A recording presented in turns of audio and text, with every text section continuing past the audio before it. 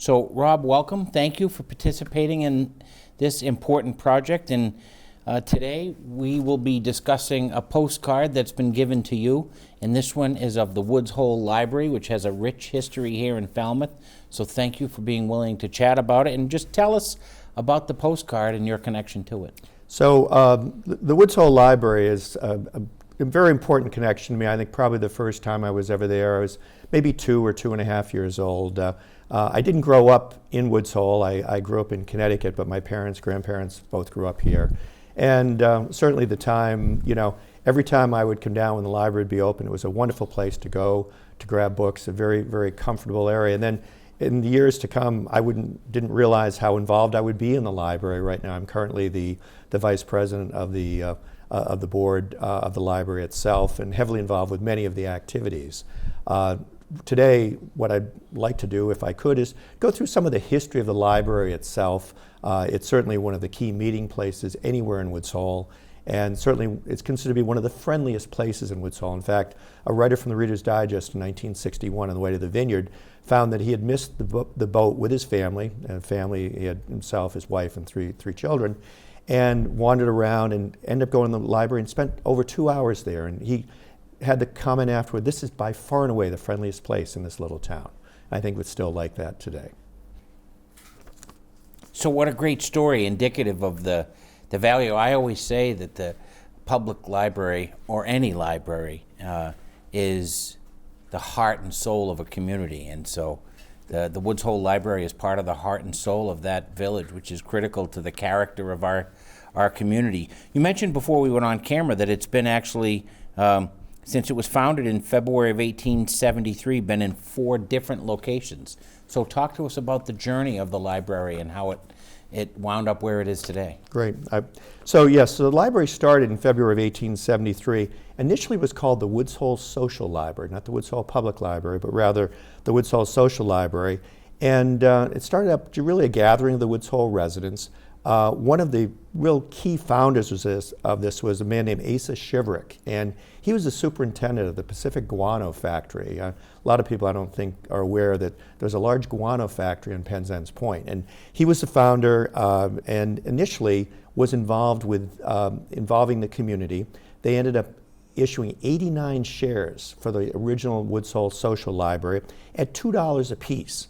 And what did they do with that? Oh, they ended up buying books with their funds. They donated a lot of their own books as well. And the first library actually met in the base of Asa Shiverick's house, which is right in the corner of Water Street and School Street. Back then it was called Main Street. It hadn't been changed to Water Street at that point. Mr. Shiverick was very nice about it. He donated some of the oil lamps there and the heat that lasted there. And members were expected to pay $1 per year to check out books, and non-members 5 cents. So a little bit different then than it is today. So that was the first location. They were there for about 5 years, and they moved down to what was then called Liberty Hall, which is now known as Community Hall, right beyond the drawbridge itself. It was built because things were really getting, the library was starting to grow, and they were there for about 17 years. They shared the basement with other things such as a barber shop and a tailor. They weren't open every day, though. Primarily, they were open Wednesdays and Saturdays, and became so popular that people would wait in line outside just to come in. They're open for really 2 to 3 hours every day at that point. Third location actually moved again right across from the drawbridge. This would have been diagonally across from where the bridge tenders are right now. It was a house called the Swift House. And what they did there, they were there sort of a short period of time, because the rent was $100 a year, which they felt was too expensive. For those of you not familiar, this would be right next to where the Redfield building is now. And later on, this building became a drugstore called Daly's Drugstore, which I remember as a young boy, the old soda fountain that was there. It was absolutely great. You could have a milkshake or get an ice cream, and you could watch the boats go right through the Opon Channel. So after a very short time there, they then moved up to what's now Little Harbor Road, but back then was called Government Street. It was Fish's grocery store. They were there rent-free, had about 2,000 books at that point, and they stayed there till 1910. By the time 1910 came around, the Fish building was sold, and the decision was made that, there's enough people in Woods Hole between the year-round residents and the summer residents. Let's buy a lot, and the lot where the library is currently located was bought at that point, but the problem was all the money they supplied for the lot, they really couldn't put anything other than buying the land itself. So they waited about 3 years. They were able to raise money. They ended up having the books and a room that was vacant in what was then the Woods Hole School on School Street. And by 1913, they'd raised enough money. Year-round population was about 500. Summer population was about 1,500. And enough people agreed to donate money and funds to build the library itself. So by then, $5,000 was raised. They built the building, opened in 1913. And the fieldstone that's on the outer part of the library itself is fieldstone that came from Woods Hole and Quisset. So the library itself, as we know it today, really goes back to 1913, but we had the land as of 1910. And so over 100 years, the Woods Hole Library in that current location has been, as people enter the village, one of the architectural features and really one of the highlights of the entry into the village. But it's so much more than that, more than an architectural feature of the village. As I mentioned a few minutes ago, it's really part of the heart and soul of the village, and to this day welcomes residents and visitors, community groups, and despite how technology has changed our lives, libraries are still a very important part of the community. So talk to us a little bit about what the Woods Hole Library means to the village and the town today. So, you know, I think as you look at the village, it's a very good point. I think as you look at the library itself, we have a wonderful staff there who obviously is coordinating the magazines, the books, the circulars, et cetera. But it's a lot of the events that take place as well. We have many annual events that occur. The plant sale is very popular. We have the accessory sale, which is coming up in early August. One of the interesting things is Super Bowl Sunday. For a lot of people means football, and recently the Patriots. Well, if you're in Woods Hole, it means the fabric sale. The fabric sale is a very popular event that's occurred. So those are things that are sort of recurring events. But in addition, we have lectures. We have a lot of musical performances that take place there. There are book groups that have met there.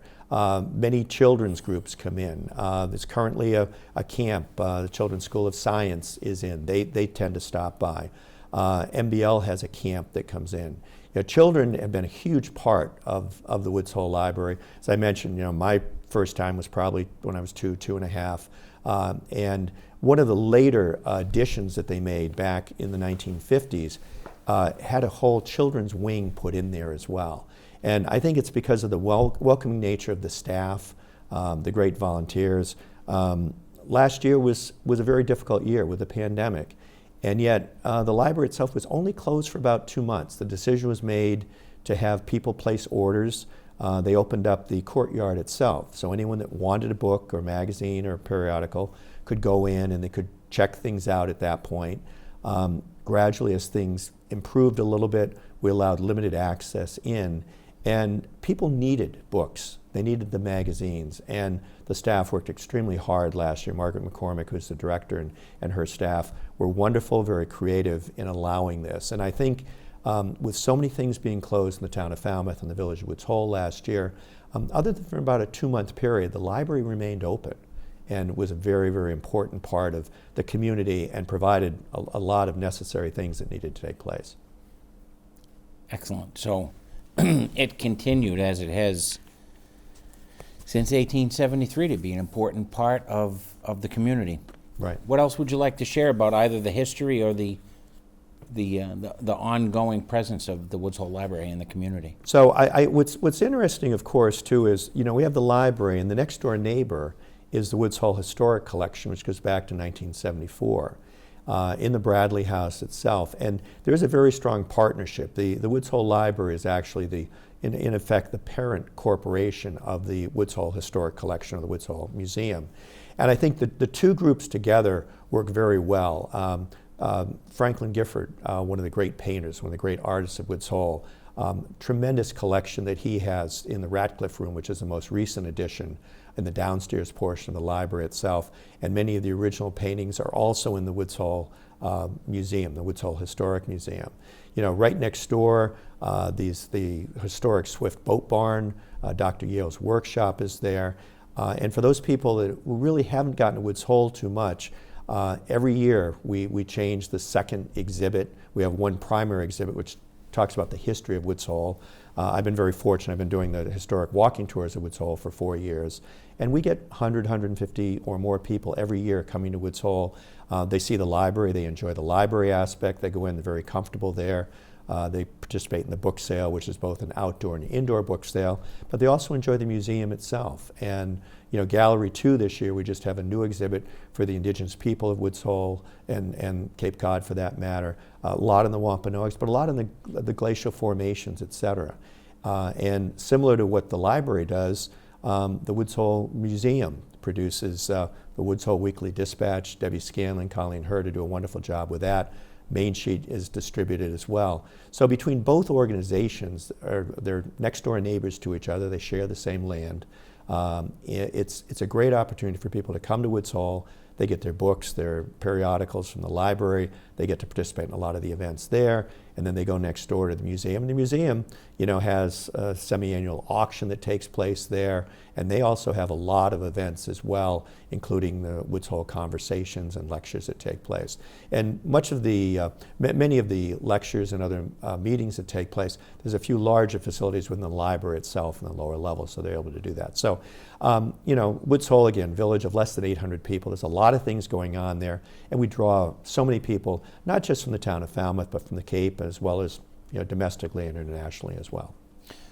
So you raise a good point about Woods Hole's identity as a village. Like many of the villages in Falmouth, although it's part of the larger Falmouth community, it has a very strong identity and its own history. And so you said you lead walking tours. So take us from the library briefly on just some of the highlights of some of those other historic sites in the village. So it is interesting. As I start the tours inside in Gallery 1, and there's a timeline there, and we have photos of the historic, the famous people of Woods Hole. But then as you work your way around, Little Harbor had the original settlements going back to 1679. There were 12 families, half from Sandwich, half from Falmouth. Several of them were Quakers that started. So Little Harbor was the initial part of Woods Hole. So we start there, we make our way down Water Street. I'll talk about, not so much what's now the steamship area, but rather what was the railroad area. It was a very important part. My grandfather was the general agent for New Haven Railroad back then. And at one point there were 9 railroad tracks that came into Woods Hole. There were 2 tracks that came in and 9 that were there. Obviously the boats, not just to the Martha's Vineyard as we currently have, but also to Nantucket, New Bedford, and Fall River. It's a very, very popular line. And that brought a lot of the people in. So as we make our way down Water Street, if I don't lose anyone at Pie in the Sky, which does happen occasionally, they'll sneak in to get something to eat. I'll talk about the post office. What is now under the sun was the former Congregational Church. What's now the Woods Hole Inn has always been a hotel, back 150 years or so. Hotel Avery, Hotel Knobsk was there. Continue down past Dyer's Dock, stopping at the Eel Pond Bridge. We've had a bridge there for about 200 years at this point. Which sort of ends the upper part of the business district itself, but then making our way down to Smith and Bigelow and the Huey buildings that are there that go back to 1930. Across the street from that, a lot of those buildings 150, 160 years old, back to when Woods Hole was a whaling port. 4 whaling ships were built in Woods Hole, 14 other ships were refurbished to the point that Woods Hole was deforested at one point. There was so much work that was done. So everything from the Woods Hole Wharf down past Captain Kidd and Woods Hole Market, those were buildings that had to do with cooper, with barrel making, with sail making, provisions. Continuing the walk down to what really is MBL, the old candle house, which was served as a place for spermaceti candles being made there, down to Waterfront Park, the beautiful view of the Woods Hole Passage at that point. People ask, how did Woods Hole get its name? Well, the reality was, we don't know who Woods was, but hole, of course, is a nautical term, smaller body of water between 2 larger bodies of water. And in this case, we've got Vineyard Sound on one side and Buzzards Bay on the other. So the Woods Hole Passage is that hole. But as you make your way down through the Elizabeth Islands, you've got Quick's Hole and Robinson's Hole going out all the way to Cutty Hunk. So we usually make a turn there.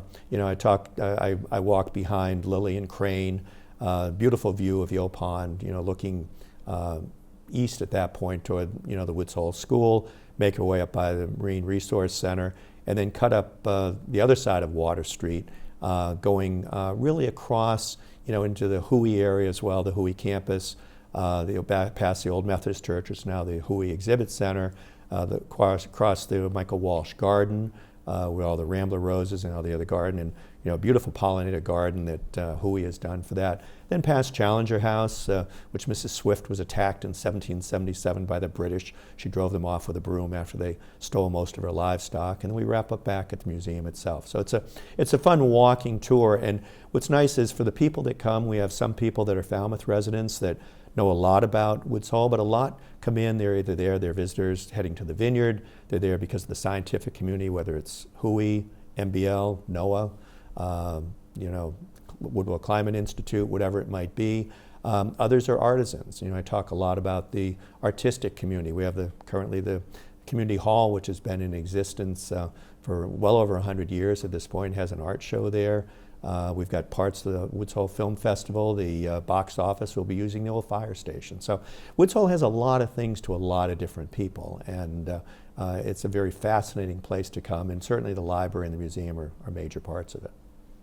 Wonderful. So one of the highlights on the tour, and I just learned several things during your virtual tour just now of the village starting at the library. But one of the sites you mentioned was the Woods Hole School. When I was a kid, it was still a public elementary school. And so people my age went to elementary school there. So, and the linkage between learning at the library and learning in general is significant. So is there any sort of history between the Woods Hole School and the Woods Hole Library that you're aware of? Absolutely. So you mentioned that, both my parents were proud graduates of the Woods Hole School. It is interesting also that the Woods Hole School is the only building in Woods Hole that's on the National Register of Historic Places. Even the Candle House, part of MBL, is not. There's been a very strong connection between the Children's School of Science and the library itself. And when the Woods Hole Library did have students before they went to Mullen Hall, there were extensive programs that took place. Many of the teachers brought their classes over to the library itself. Again, you had a perfect setup with tremendous, there were books, obviously, a smaller library at the Woods Hole School, but they brought their classes over during class, after class, and many students would come over and do their homework at the library itself with some of the desks and areas that were set up. It's always been a very, very children-friendly place. Wonderful. So anything else you want to share with us? Well, no, thank you very much, Troy. I appreciate giving the opportunity to tell the Falmouth community about all the wonderful things about the Woods Hole Library and the Woods Hole Historic Museum. And please come down and visit. We'll be happy to have you, and a lot to see in Woods Hole. And happen to stop by the museum. We do have some of the brochures from the tours themselves, so you can do your own walking tour if it's a day that I'm not giving tours. Wonderful. Well, Rob Blomberg, thank you so much. I always say it takes a name to make a town, but people to make a community. So thank you for being one of the people that keeps the spirit and the history of Woods Hole and the Woods Hole Library alive. Thank you very much, Troy. Appreciate it.